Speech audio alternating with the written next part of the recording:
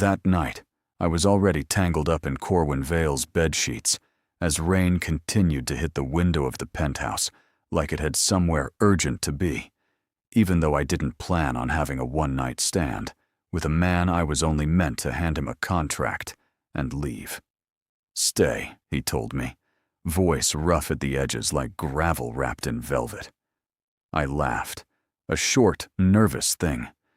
"You don't even know my last name."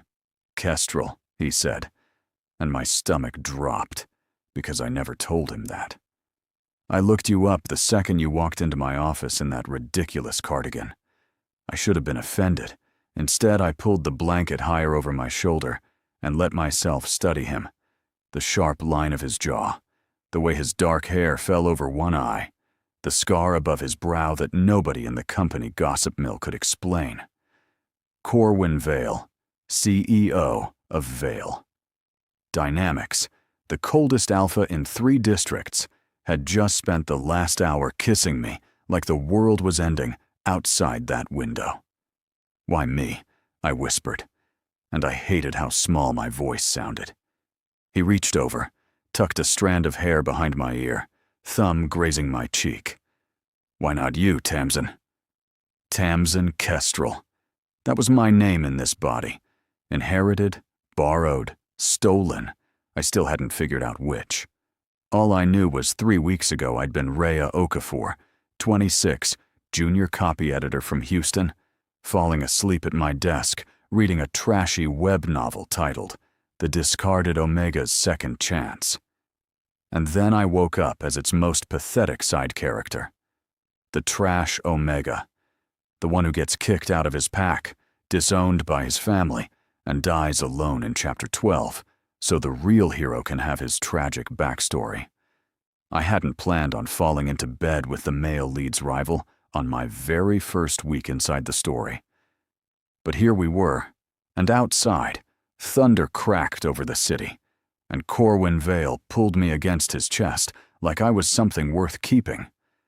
"I have a meeting at 6, he murmured against my hair. "Stay till then." I should have said something sharp, something that matched the version of Tamsin the book described. Sarcastic, guarded, built entirely out of scar tissue. Instead, I just nodded and let my eyes close, thinking, whatever happens after tonight, at least I'll have this. I didn't know yet that whatever happens after would include a positive pregnancy test, a canceled wedding, and a family that would rather erase me than admit I existed. 3 weeks earlier, I woke up gasping, lungs full of something that wasn't quite air, in a bedroom that wasn't mine. The ceiling had gold trim.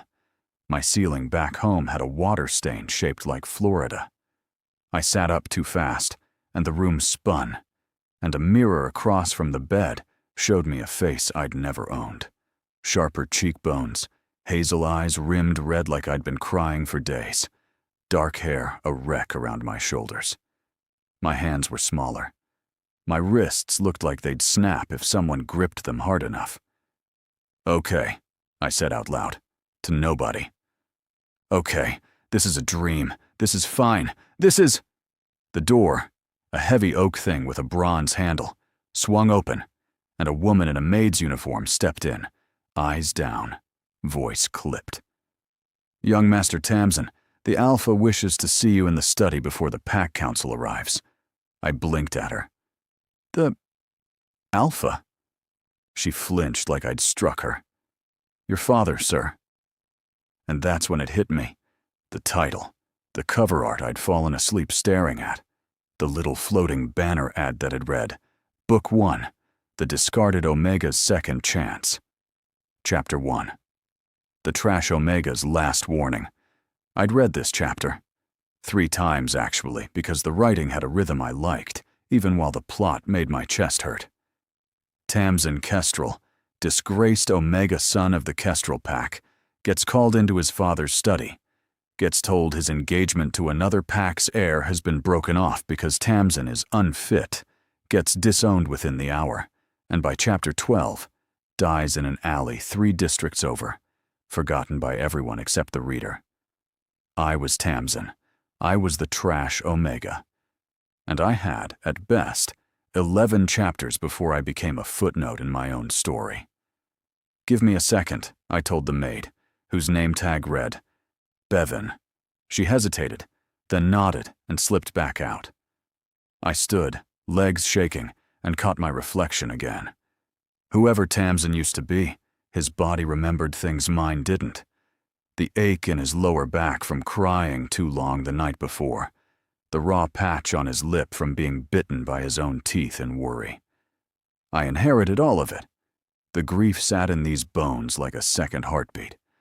I had two choices: follow the plot exactly, and die in an alley in 11 chapters and change nothing. Or claw my way sideways into a different story entirely. I picked the second one before I even finished getting dressed. The study smelled of old paper and older resentment. My father, Alpha Bramwell Kestrel, broad-shouldered, silver at his temples, a man who'd never once in the original text said a kind word to his Omega son, sat behind a desk the size of a small boat. "You're late," he said, not looking up. "I'm here now." That got his attention. In the book, Tamsin's line had been an apology. Mine wasn't. His eyes narrowed. "The Pharaoh Pack has withdrawn the engagement." I already knew this was coming, so I let it land without flinching. Because? Because you're an Omega with a temper and a mouth, and nobody wants to breed that into their line. He said it flat, like reading a grocery list. "You have until sundown to gather your things." There it was, the exact sentence from Chapter 1, word for word, delivered like fate had memorized its own script. In the book, Tamsin had cried, begged, and been dragged out by 2 enforcers, while his younger half-brother watched from the stairs, with something close to satisfaction. I didn't cry. I nodded once. "Understood." His eyes flickered. Surprise, maybe, or suspicion. "That's it? No pleading? Would it change your mind?" A long pause. "No." "Then there's nothing to say." I turned and walked out before my knees could betray me, before the fear sitting under my ribs could climb up into my throat.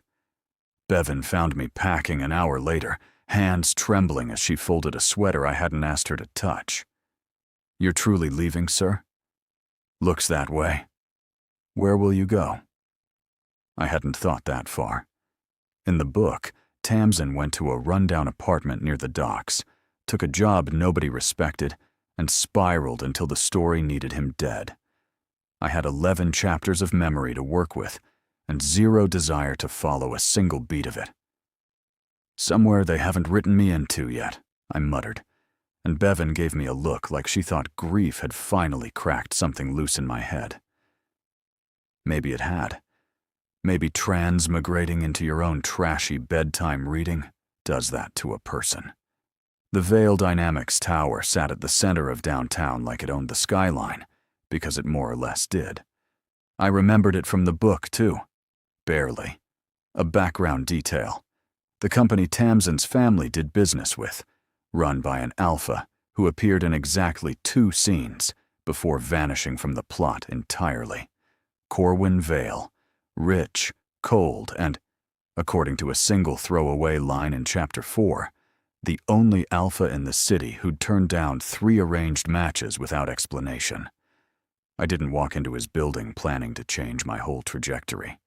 I walked in because Bevan, bless her nervous heart, had a cousin who worked reception there and got me a junior contracts position nobody else wanted. Filing paperwork, reviewing supplier agreements, beneath a man who, according to office gossip, hadn't smiled once in 4 years. My first week, I barely saw him. My second week, he called me into his office over a clause I'd flagged in a shipping contract, a clause that would have cost his company a fortune 3 months down the line if left unchecked. "Who caught this?" he asked, sliding the paper across the desk without looking up. I did. That got him to look up. Dark eyes, sharp and assessing. the kind that made you feel cataloged rather than seen. Nobody in this department reads past page 3. I used to edit for a living. Old habit. A pause. Something shifted behind his expression. Not quite a smile, but the ghost of one considering whether to exist. Kestrel, he said, reading my name off the file. Bramwell's son? My stomach tightened. Formerly. Formerly? He disowned me. Long story. I expected pity, or worse, calculation. The Kestrel name still carried weight, even broken. Instead, he leaned back in his chair and said, "Good. That family's been rotten for 2 generations." I laughed before I could stop myself, surprised into it. He watched me laugh like it was a rare specimen he hadn't expected to find in his building. "Dinner," he said, out of nowhere. Thursday. I opened my mouth to point out we'd just met over a shipping clause, that this made 0 sense, that alphas like him didn't ask junior staff to dinner over a paperwork catch. And then I remembered I wasn't following anyone's script anymore. I could say yes to things that weren't written for me.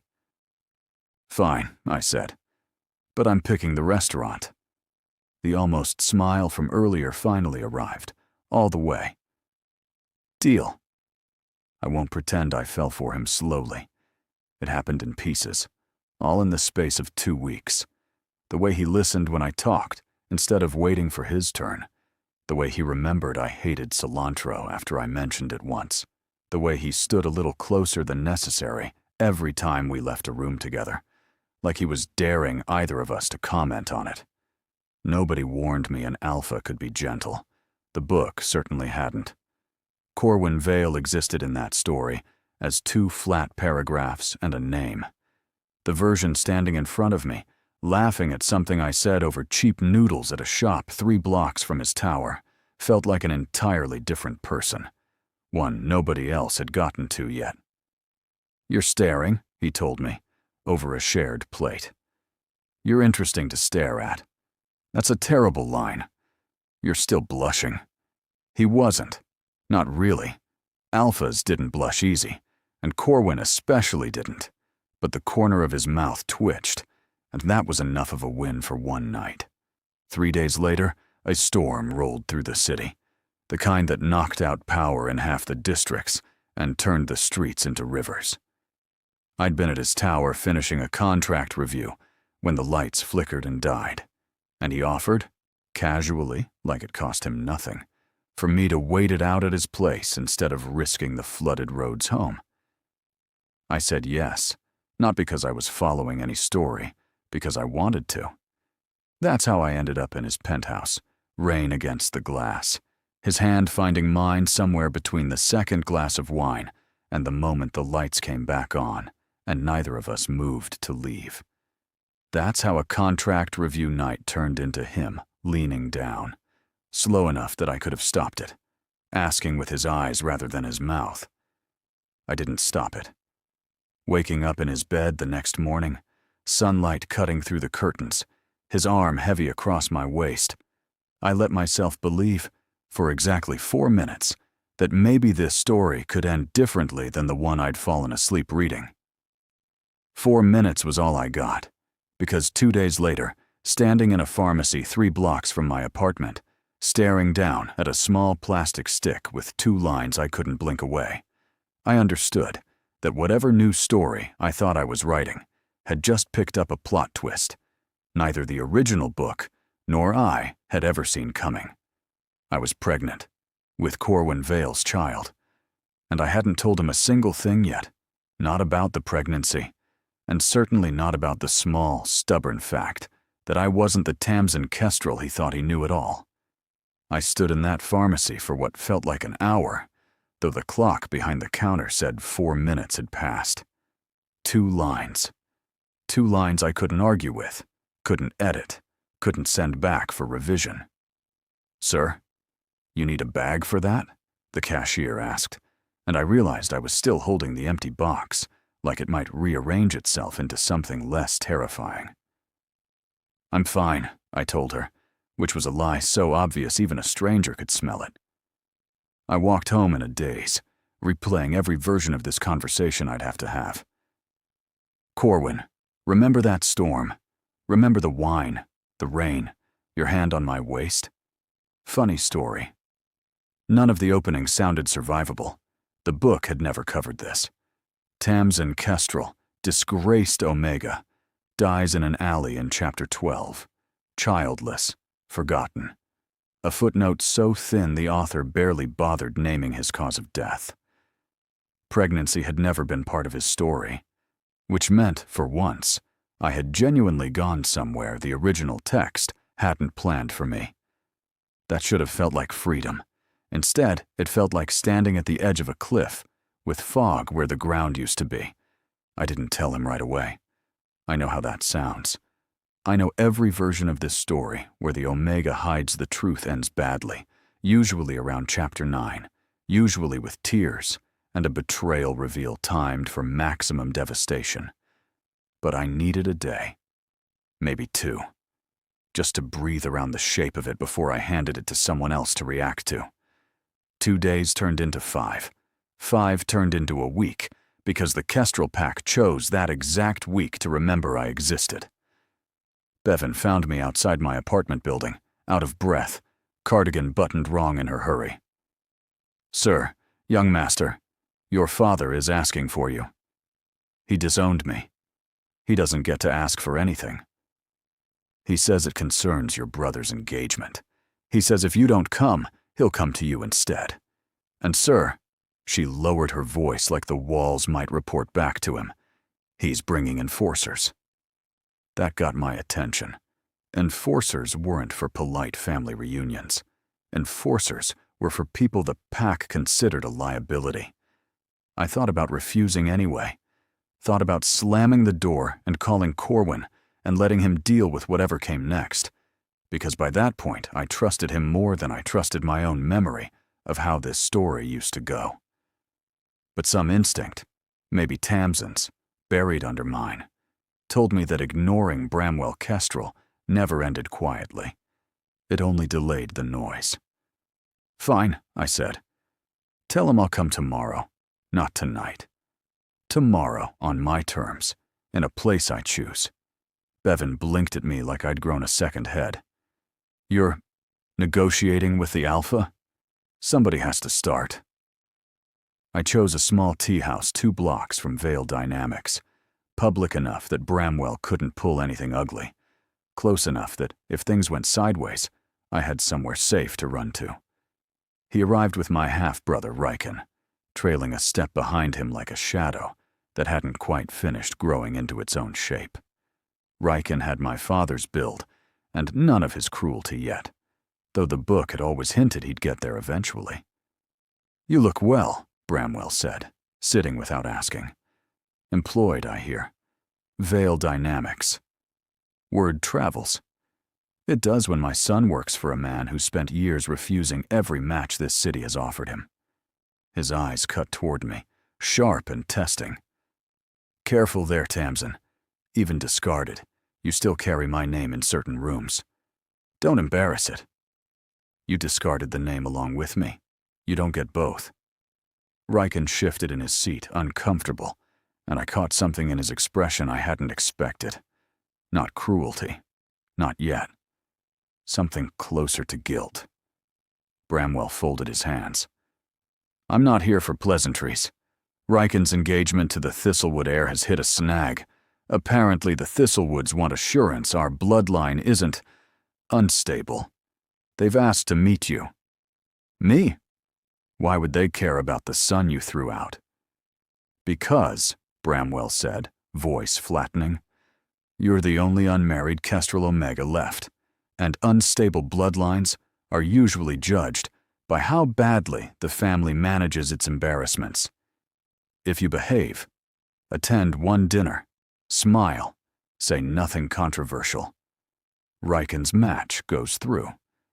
If you refuse, or if you make a scene, the Thistlewoods walk, and Riken's future goes with them." There it was, the exact kind of leverage a story like this loved to use. An unwanted omega, suddenly useful again, purely as a prop to smooth someone else's happy ending. I almost laughed. You disowned me because I was an inconvenience.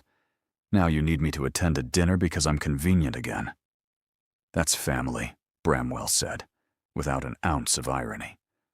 I looked at Riken, who wouldn't meet my eyes, and felt the old hurt flicker. Not for myself exactly, more for whatever version of Tamsin had lived in this body long enough to hope his brother might defend him, even once. I'll think about it, I said finally. Don't think too long. The dinner is in 5 days. 5 days. Enough time to figure out how to tell Corwin about the pregnancy, deal with a family reunion staged like a business transaction, and somehow not fall apart in the process. And I should have known 5 days wouldn't be nearly enough. Corwin noticed something was different before I said a word. Alphas were like that, apparently, tuned into every shift in scent and posture, like a radio picking up static nobody else could hear. He caught my wrist gently as I passed his office 2 days later, closing the door behind us with his foot. You've been quiet. I've been busy. You've been avoiding me. Not accusing, just stating. The way he stated everything. Calm and certain.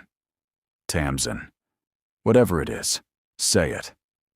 I could have stalled longer. Could have waited until after the Thistlewood dinner, until the timing felt less catastrophic. But looking at him, steady, patient, waiting without pushing, I understood I'd run out of good moments to delay this in. I'm pregnant, I said. The office went silent enough that I could hear the air conditioning hum. Say that again, he said, voice lower. I'm pregnant. It's yours. The storm. The night the power went out. He crossed the room in 3 steps, and for one terrible second, I braced for every version of this scene the book had trained me to expect. Anger, rejection, a cold alpha recoiling from an inconvenient omega. Instead, he took my face in both hands, forehead dropping to mine, breathing like he'd just run somewhere important. Say it's true, he murmured. Say you're not leaving before I get to be part of it.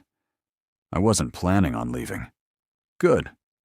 He kissed my forehead, then my temple, careful, unhurried. Because I already can't imagine you gone. I let myself lean into him, let the fear I'd carried for over a week finally loosen its grip a fraction. For one small stretch of time, everything felt survivable. Then I told him about the Thistlewood dinner, and the ease in his shoulders disappeared entirely. Your father wants to parade you in front of another pack while you're pregnant with my child. He doesn't know about the pregnancy. He will the second you walk into that dinner. These things aren't subtle, Tamsin. Every alpha and omega in that room will smell it within a minute. My stomach dropped, because he was right, and I hadn't thought that far ahead. Then I won't go. If you don't go, Riken loses his match, and your father will make sure you know it's your fault. If you do go, they'll know about the baby before you've had a chance to decide what you want to do about any of this. He exhaled, jaw tight, thinking. There's a third option. Which is, I go with you. I stared at him. You want to walk into a Kestrel family dinner, as whatever you want me to be introduced as. Partner. Father of your child. The alpha who isn't interested in pretending you're disposable. His eyes held mine, steady. Let them see exactly who decided you were worth keeping. It should have terrified me more than it did. Instead, something in my chest that had been braced for impact since the moment I woke up in this borrowed body finally eased, just slightly. They'll make it ugly, I warned him. Let them try. The 5 days passed faster than I wanted. Bevan helped me pick an outfit that wouldn't scream pregnant omega to a room full of scent-sensitive alphas, though she admitted, apologetically, that nothing would fully hide it once we were in the same room breathing the same air.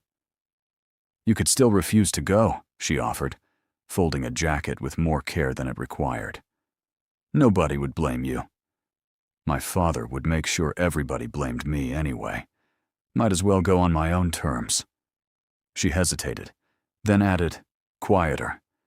For what it's worth, sir, you're different than you were a month ago. Sharper. Braver, maybe. I thought about telling her the truth, that the person standing in front of her wasn't entirely the Tamsin she remembered, that somewhere along the way, a stranger's mind had folded itself into this body and started making different choices. Instead, I just said, people change when they run out of reasons to stay small.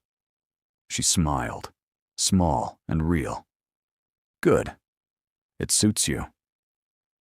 The Thistlewood dinner took place at a restaurant so exclusive it didn't have a sign outside, just a discreet brass number and a host who clearly recognized every face that walked through the door. Bramwell arrived first, Riken beside him, both dressed like a business deal about to close. The Thistlewood heir, a broad-shouldered alpha named Corin, with an easy smile that didn't quite reach his eyes, sat with his parents at the head of the table. I walked in with Corwin's hand resting lightly at the small of my back, and I watched every head at that table turn. Corwin Vale, Bramwell said, tone carefully neutral, though his eyes flicked between us with poorly hidden alarm. I wasn't aware you'd be joining us. I invited myself, Corwin said, pulling out my chair before I could do it myself. Consider it a courtesy, given the circumstances. Bramwell's jaw ticked. Circumstances. Corin's mother, sharp-eyed, dressed like old money, inhaled once, delicately, and her expression shifted from polite curiosity to something colder. Bramwell, is there something you'd like to explain about your son? The whole table went quiet. Riken stared at his water glass like it held answers. Bramwell's composure cracked for exactly 1 second before he smoothed it back into place. My son, he said carefully, is under no obligation to explain his personal life at a business dinner. Your disowned son, Corin's father corrected, voice flat. Who is, unless I'm mistaken, carrying a child. At a dinner, meant to reassure us your family's bloodline is stable.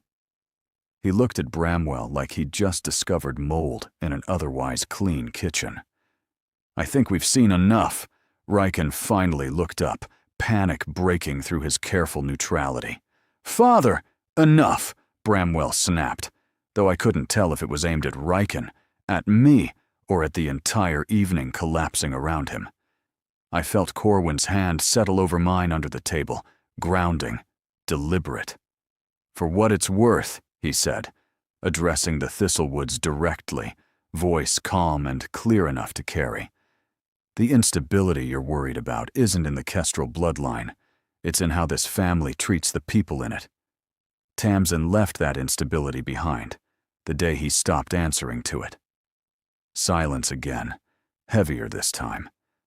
Then Corin's mother, unexpectedly, let out a short, humorless laugh. Well, at least somebody at this table has spine. The dinner ended 20 minutes later. The engagement between Riken and the Thistlewood heir, quietly, permanently withdrawn. Riken didn't look at me as they left. Bramwell did. One long, unreadable look, somewhere between fury and something almost like reassessment, before turning and walking out without another word. Outside, rain had started again. Lighter this time, more mist than storm.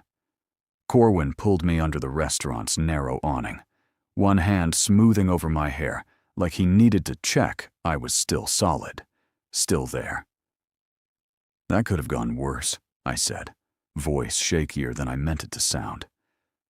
It could have gone better, too, if your father had a single functioning instinct toward decency. He tipped my chin up gently. You didn't flinch in there. Not once. I've had practice not flinching lately. I noticed. His thumb brushed my cheekbone, slow, deliberate. I meant what I said in there. Whatever you're carrying, This family's mess, this child, any of it. You're not carrying it alone anymore. I wanted so badly to believe that would be simple. But even as he said it, even as the rain misted down around us, and his forehead dropped to mine again like the safest place in the world, I felt it. A low hum of wrongness at the edge of my senses, the particular quiet of a story that wasn't finished throwing obstacles at me yet. Because 3 tables away, watching us through the restaurant window, with an expression I couldn't read, sat someone I hadn't expected to see at all. A face from the original book, a character who wasn't supposed to matter until chapter 15, watching Corwin Vale hold me like I mattered more than the plot had ever planned for me to. The face at the window belonged to someone I recognized instantly, even 3 tables away and half obscured by rain-streaked glass. Renlo Ashby, a character so minor in the original book he'd barely earned 2 paragraphs. In the story I'd fallen asleep reading, Renlo existed purely as a plot device. The quiet clerk who, in chapter 15, delivers a folder of documents that exposes the male lead's tragic parentage. He wasn't supposed to have opinions. He definitely wasn't supposed to be watching me and Corwin under a restaurant awning, like he'd been waiting for exactly this moment to happen. "You've gone rigid," Corwin murmured against my hair. "What is it?" "That man. By the window." Corwin followed my gaze, and whatever he saw made his posture shift, subtle but unmistakable, shoulders squaring, hand tightening slightly at my waist. "Ashby.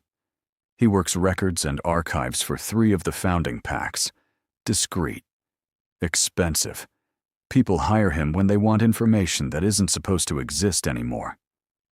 My stomach turned over, and this time it had nothing to do with the pregnancy.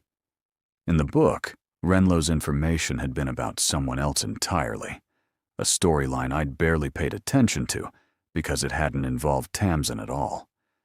But if the story had shifted enough to put me and Corwin at the center of a scene that used to belong to someone else, there was a real chance Renlo's information had shifted too. "Do you think he's watching us for a reason?" I asked. "Or is this a coincidence?" "I don't believe in those anymore," Corwin said. "Not with you." We found out the reason 2 days later, and it arrived exactly the way these things always seem to. Quietly, on an ordinary morning, disguised as nothing at all. I was at my desk finishing a supplier contract when Bevan appeared in the doorway of my new apartment, smaller than my family home, but mine, paid for with my own paycheck for the first time in this borrowed life, clutching an envelope like it might combust in her hands. "This came for you," she said. "Hand-delivered. No return address." Inside was a single photograph and a short, typed note. The photograph showed Corwin, years younger, standing beside a woman I didn't recognize, her belly visibly rounded with pregnancy. The note read, "Ask him about Marlowe Vale. Ask him why nobody's seen her since the year his brother disappeared." I read it 3 times before the words settled into something coherent. Corwin had never mentioned a brother. Not once, in weeks of conversation that had touched everything from his childhood to his least favorite foods. "He's never said a word about this," I told Bevan, hands unsteady around the paper. Maybe he had reasons. Or maybe there's a version of this story where the cold, controlled alpha everyone respects isn't quite who he's pretending to be. I hated how easily the old plot instincts crept back in, the trained reflex to assume the worst, to brace for betrayal, because that's what these stories always did to Omegas who let themselves hope. But I reminded myself, firmly, that I wasn't following anyone's outline anymore. If something was wrong, I'd hear it from Corwin's own mouth, not from an anonymous envelope designed to plant doubt. I called him before I could talk myself out of it. He came to my apartment within the hour, rain slicking his hair, expression carefully unreadable until he saw the photograph on my table. Then something in his face cracked open. Grief, old and unhealed, wearing the shape of a man who hadn't expected this particular ghost to resurface today. "Where did you get this?" he asked, voice low. "Someone sent it. Anonymously. Along with a note asking about Marlowe Vale." He sat down slowly, like his legs had made the decision without consulting him. "My sister," he said finally. "Marlowe was my younger sister. Was. She died. 11 years ago. Complications during pregnancy. The pack she'd married into refused to cover proper medical care because she was an Omega who'd embarrassed them by falling pregnant before the official mating ceremony." His jaw tightened, though his voice stayed even, practiced, like a wound he'd learned to speak around without touching directly. "I was 17. I watched my parents choose their reputation over her life. I swore I'd never let that happen to anyone else, not while I had any power to stop it." Understanding hit me slowly, then all at once. "That's why you never blinked when I told you I was pregnant. Why you didn't care what my family thought. You weren't a scandal to me, Tamsin.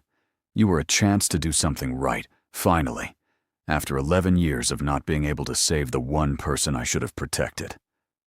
He looked up at me, eyes glassy but steady. "I should have told you sooner. I didn't want you carrying my grief on top of everything else you're already managing." "You don't get to decide what's too heavy for me to carry," I said, gently but firmly. "Not if we're doing this together." He nodded, slow, like the words cost him something to accept. "Together, then. No more locked doors between us." I believed him. I still do. But belief didn't make the next question any less urgent. "Who sent this?" I asked. "And why now?" We found the answer faster than either of us expected, mostly because Renlow Ashby wasn't interested in hiding for long. He requested a meeting himself 2 days later. A public cafe, neutral ground, his own idea entirely. He looked younger up close than the book had ever described him, nervous energy radiating off him like static.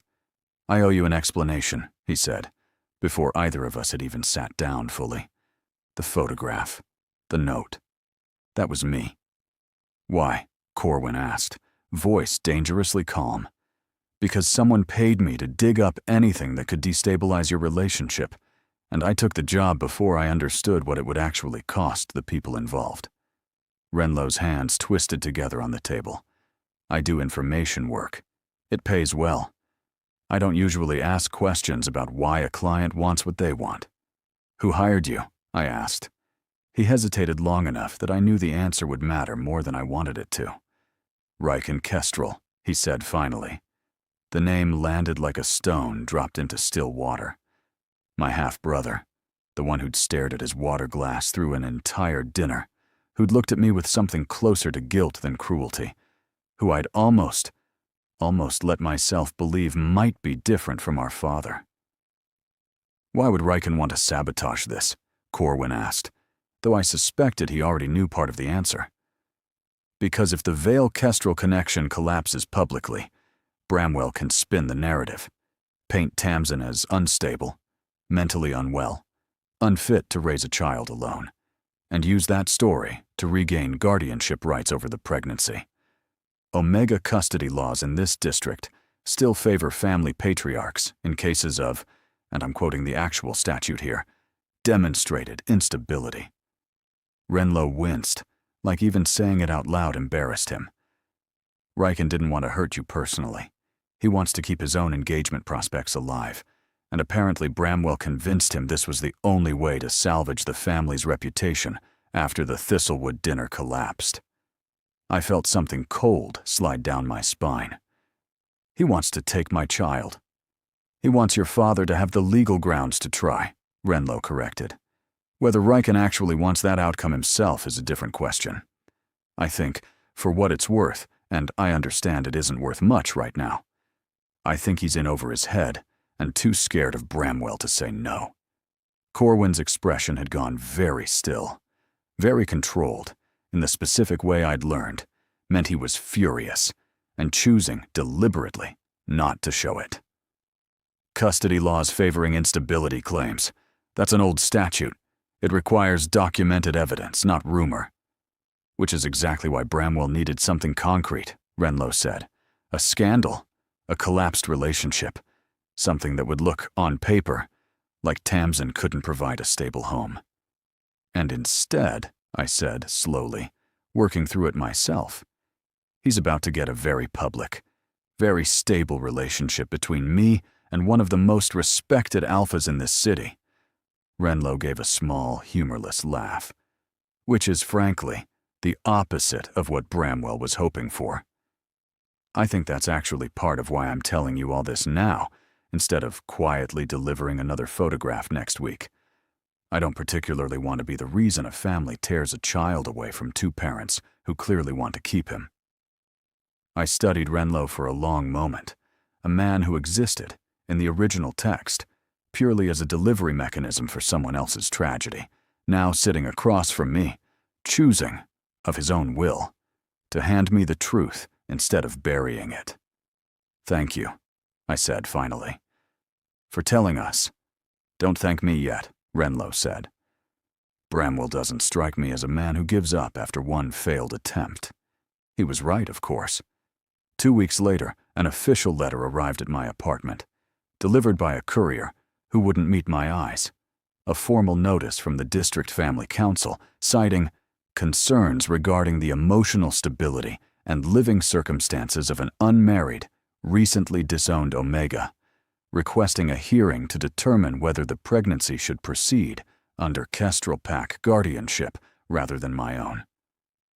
I read it twice, hands shaking, the old grief of this borrowed body rising up to meet my own very real fear. They can't actually do this, I said, more to convince myself than anyone listening. They can try, Corwin said, reading over my shoulder, jaw tight enough to ache. Trying and succeeding are different things. We'll get ahead of this. How? We fight it properly. Lawyers, documentation, a public record clean enough that no council in this district could reasonably call it unstable.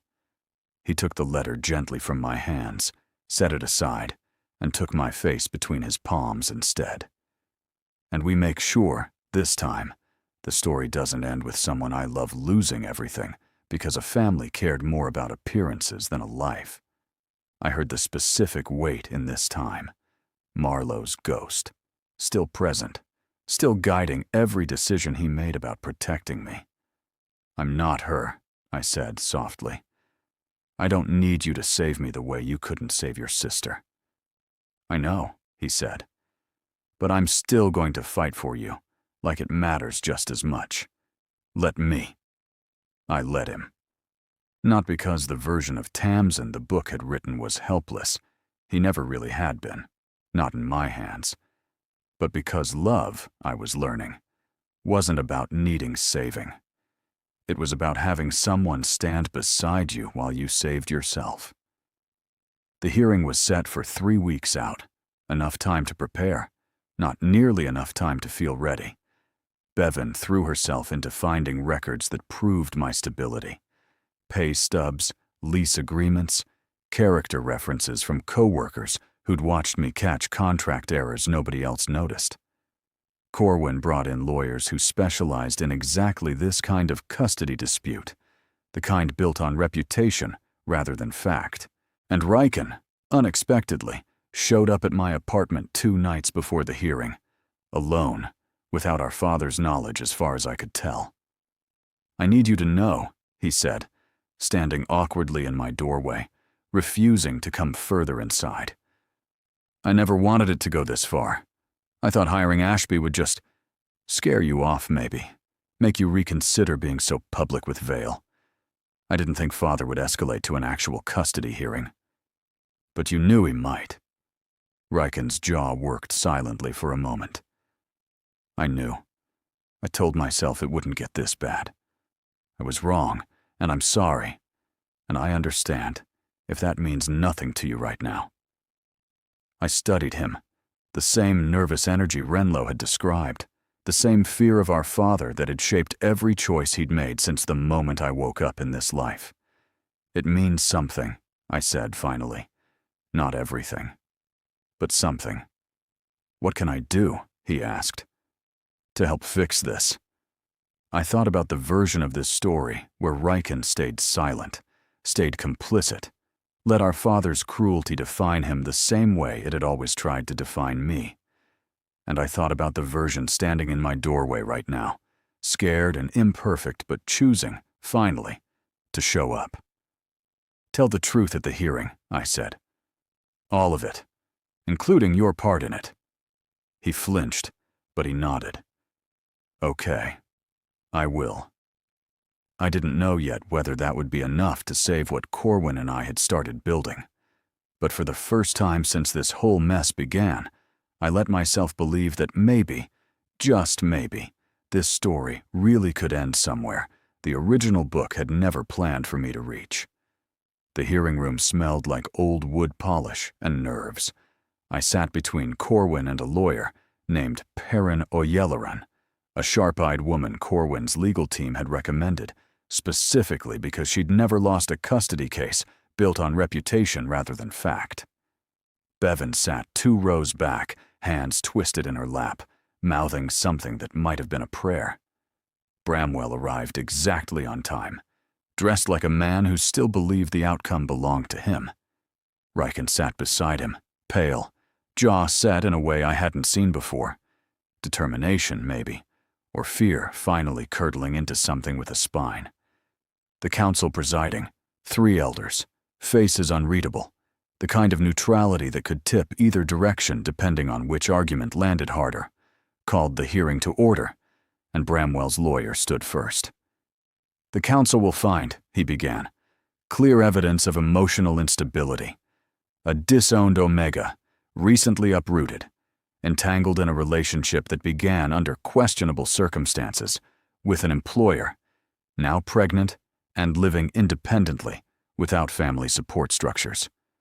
We ask the council consider guardianship transfer to the Kestrel Pack for the well-being of the unborn child." Perrin rose without hesitation. "The council will also find employment records showing consistent, exceptional performance. A stable, verified residence. Character references from co-workers who've watched my client handle far more pressure than most adults twice his age. And a partner," she gestured toward Corwin, "willing to testify under oath to his full financial and emotional commitment to both my client and the child." The elders exchanged a glance. One of them, an older woman with silver-threaded hair, addressed Bramwell directly. "Mr. Kestrel, your petition states concern for the child's well-being. Yet the council has also received documentation suggesting this hearing was initiated following a failed engagement negotiation involving your other son. Can you clarify the timeline?" Bramwell's composure flickered, just slightly. "The timeline is irrelevant to my concern for it's entirely relevant," the elder said. "If the concern originated from reputation management rather than the child's actual welfare." Riken shifted in his seat, and I watched him war visibly with himself. The promise he'd made me in my doorway 2 nights earlier, pressing against a lifetime of fear toward our father. "Mr. Kestrel," the elder pressed, turning to Riken directly, "you've been unusually quiet. Do you have anything relevant to add?" The room went still. Bramwell's hand found Riken's arm, gripping tight enough that I saw Riken wince. "Yes," Riken said, voice shaking but audible. "I do." Bramwell's grip tightened further. "Riken, I hired someone to dig up information meant to destabilize my brother's relationship," Riken said, words tumbling out faster now, like he'd been holding them so long they'd built pressure behind his teeth. "Not because Tamsin did anything wrong, because Father told me the family's reputation depended on making him look unfit, and I was scared enough of disappointing him that I went along with it. This hearing isn't about the baby's welfare, it's about control." The room erupted into murmurs. Bramwell's face had gone the color of old ash. "You'll regret this," he said quietly, to Riken, though everyone in the room heard it.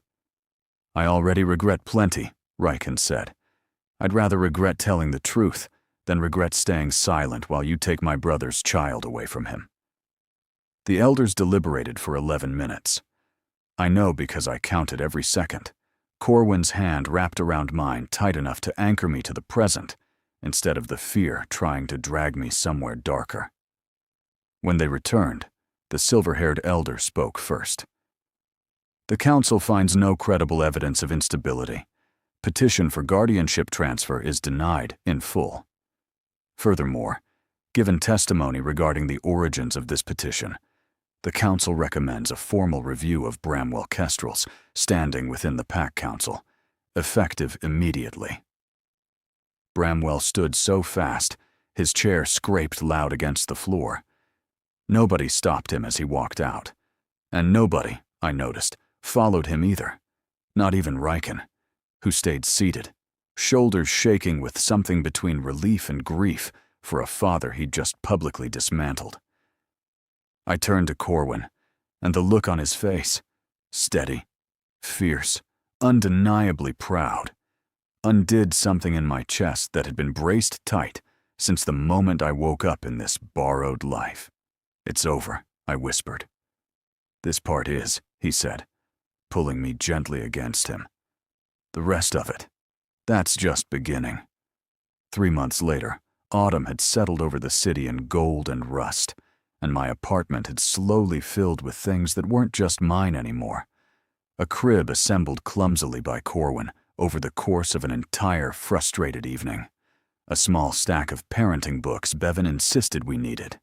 A framed photograph of the 3 of us. Well, the 2 of us. And the small, insistent flutter of movement I'd started feeling low in my belly some weeks back. Riken visited more than I expected, awkward at first, then steadier, bringing takeout, asking questions about the pregnancy like he genuinely wanted to understand, rather than just perform concern. He told me one evening that he'd moved out of the Kestrel estate entirely, taken a modest apartment near the university, enrolled in classes he'd wanted to take years ago before our father decided his future belonged to arranged matches and business mergers instead. "Turns out," he said, stirring noodles he'd barely touched, "it's easier to be brave once you've already survived the worst version of disappointing him." "Growth looks good on you," I told him, and meant it. Renlo, of all people, became something like a friend. He'd quietly returned every cent Riken paid him for the original job, calling it conscience money, and started doing legitimate archival work for Veil Dynamics instead.